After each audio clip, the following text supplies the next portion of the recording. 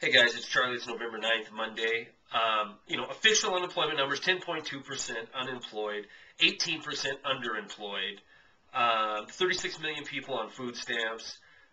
We're about to hit the debt ceiling again, and Congress is going to have to raise the limit on our credit card. The dollar continues to tank. Gold's at 1,100 bucks an ounce. And what does Congress do to fix our problems? What are they doing besides passing special interest written stimulus packages and gimmicks like cash for clunkers? They passed this abortion of a piece of legislation over the weekend, this Healthcare Reform Save America from Itself Act, and we're supposed to celebrate. They're all celebrating and patting each other on the back. Good job, this, that, and the other thing. And I even see Alan Grayson puts out a video on his channel saying how it's going to save countless lives. I'm torn. I know some of you like Alan Grayson, and I like his views on the Federal Reserve, but I think he's just turned into nothing more than he's mongering for campaign contributions. He doesn't talk about the Federal Reserve anymore. Now he wants to play the ridiculous gotcha game, with his stupid charts and his Republicans want people to die comments. No better than Joe Wilson screaming out to the president, "You lie." It's all a charade. It's all a game. You know what? And the sad part of it is you and I are the butt of the joke. These guys could give a crap less about anything other than keeping their seats. Period. End of story. If it wasn't the case, then you wouldn't hear repeatedly over and over and over again until you think it's actually normal. You keep hearing, well, will this vote cost him a seat? He's worried about his seat. He's going to have to answer to his constituents if he votes this way. That isn't what this is about. That isn't what our founders intended. For these absolute leech, blood-sucking parasites to sit in Washington, D.C. and wring their hands and try to figure out how they're going to keep their butts in their seats for another term. It just makes me sick what this has turned into. And I don't even know why I get so fired up when these kind of things happen, because it's painfully obvious. That makes sense, plainly? Yeah. It's plainly obvious to me that everything that's happened in the last year goes 180 degrees opposite of what the American people want. The people go out and they protest, they write, they call, no avail, so they show up at town halls. They get their faces on television screaming, kill the bill. And these congressmen and women, these senators, they know for a fact, because they poll and they got data saying 70% of the people don't want this thing. They don't. But they don't care, because it's voting themselves more power. And it gives their constituents, their true constituents, the special interests, it gives them more free government subsidies. Our free market is thoroughly and utterly destroyed. It does not exist in this country anymore. And unfortunately, before the 2010 election can get here, this fast track to destruction is not even going to begin to slow down. And by the time the 2010 elections get here, just look at what they want done. They want cap and trade, which is going to regulate every carbon emission that you could ever produce. And in fact, you're going to have a government pencil neck come into your house and inspect it before you can sell it. Put the Al Gore stamp of approval on your home. And by the 2010 election, this mongoloid healthcare reform is going to be passed and in the books. Might not take effect until 2013, but it's going to take an overwhelming majority to repeal this thing. So we're going to have a full-on independent government, Congress.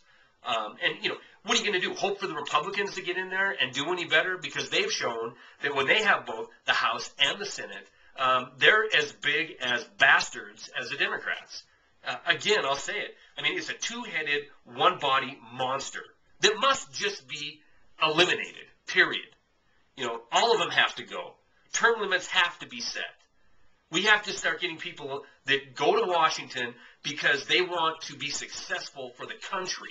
Maybe these are business owners or family men and women who go to Washington so they can bring their expertise there for 2 years, 4 years, 8 years, and then go home and be be a productive member of society again.